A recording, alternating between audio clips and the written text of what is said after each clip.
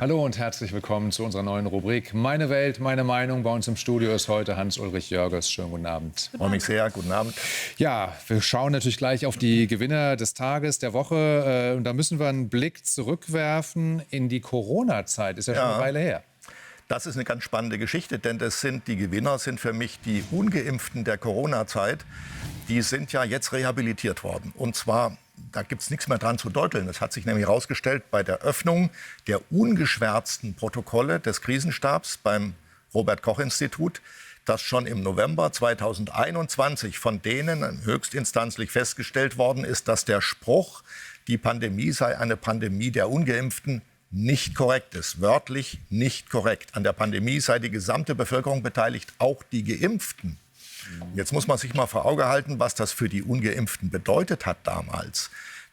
Da gab es ja diese 2G-Regelung, dass nur Geimpfte und Genesene sich frei bewegen konnten. Und die Ungeimpften durften nicht ins Kino, nicht ins Theater, nicht ins Konzert, nicht ins Restaurant. Die durften gar nichts außer arbeiten, obwohl sie jeden Tag sich testen lassen mussten.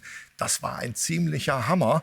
Und einen solchen Eingriff in Freiheitsrechte von Menschen habe ich in dem Land für völlig unmöglich gehalten. Aber es ging eben durch, weil alle glaubten, das sei so. Und die sind ja außerdem in einer Art und Weise beleidigt, beschimpft und runtergemacht worden, dass man sich da im Nachhinein nur schämen kann für.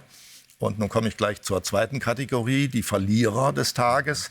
Das sind all diejenigen, die diesen Satz von der Pandemie der Ungeimpften vor sich hergetragen hatten. Herr Spahn, der Gesundheitsminister, Herr Söder, Herr Lauterbach, Herr Ramelow von den Linken und, hört, der Bundespräsident, Herr Steinmeier, hat das auch verbreitet, höchstinstanzlich sozusagen.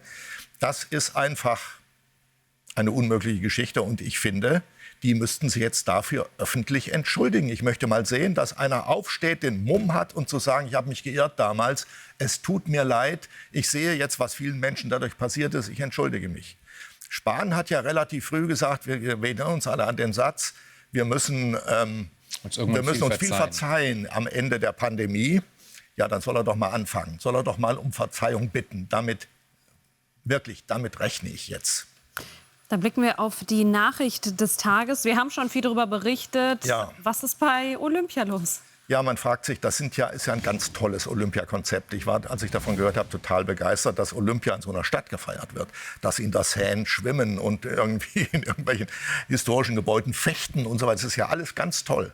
Toll überlegt, typisch Macron, was ganz Besonderes. Die Franzosen machen was ganz Besonderes. Aber es ist unglaublich gefährlich, weil Terroristen, Verbrecher irre überall zuschlagen können. Und ich will nicht hoffen, dass das jetzt, was wir heute erlebt haben, mit den Bahnanschlägen sozusagen der Auftakt ist. Wenn man sich anguckt, wie weit die Anschlagsorte auseinanderliegen, also über ganz Nordfrankreich verteilt, glaube ich nicht, was zunächst mal gedacht wurde, das sind Linksradikale. So eine Infrastruktur haben so kleine linksradikale Gruppen im Regelfall nicht. Wir haben es in Berlin ja oft genug gesehen. Die machen einen Anschlag oder zwei, und zwar an einer Bahnlinie, aber nicht über ein ganzes Land verteilt. Wer war das also? Da steckt eine Infrastruktur dahinter und ein Brain hat das geplant. Und die Vermutung, dass es ein russischer Geheimdienst sein könnte, halte ich für sehr plausibel. Wenn das so ist, was kommt dann noch möglicherweise in Paris? Und wenn da was kommt, muss man sagen, im Nachhinein, ich will das nicht hoffen, dass das sozusagen frivole Spiele sind, die da veranstaltet worden sind, weil sie das sehenden Auges in Kauf genommen haben. Wollen wir hoffen, dass alles so friedlich bleibt und so herrlich kulturell verwurzelt, wie es jetzt geplant ist. Aber ich habe von Anfang an befürchtet, da passiert noch mehr. Kommen wir zum Aufreger des Tages und der ist kaum zu fassen. Ja, im sächsischen Pirna legen 4 9- bis 11-jährige Schüler in einem Grundschulhort aus Bausteinen Hakenkreuze, machen den Hitler groß und singen ein rassistisches Lied. 9 bis 11. Da hat die Schulleitung die Polizei gerufen, die kann aber gar nichts machen, weil die nicht schuldfähig sind. Die sind dann wieder weggefahren. Ja. Ich finde, da muss man mal die Eltern vorladen und vielleicht bei den Eltern mal zu Hause nachschauen, was die da so im Wohnzimmer und in den Bücherschränken liegen haben. Jedenfalls, wenn wir jetzt schon so weit sind in Deutschland, dass die Hakenkreuze an den Schulen und in den Kindergärten gelegt werden, mein lieber Schwan. Ja. Wahnsinn, diese Nachricht. Da blicken wir lieber auf schönere Dinge, zum Beispiel auf Technik, neue Technik von also Apple. Da bin ich ganz begeistert von. Apple arbeitet an einem faltbaren Handy.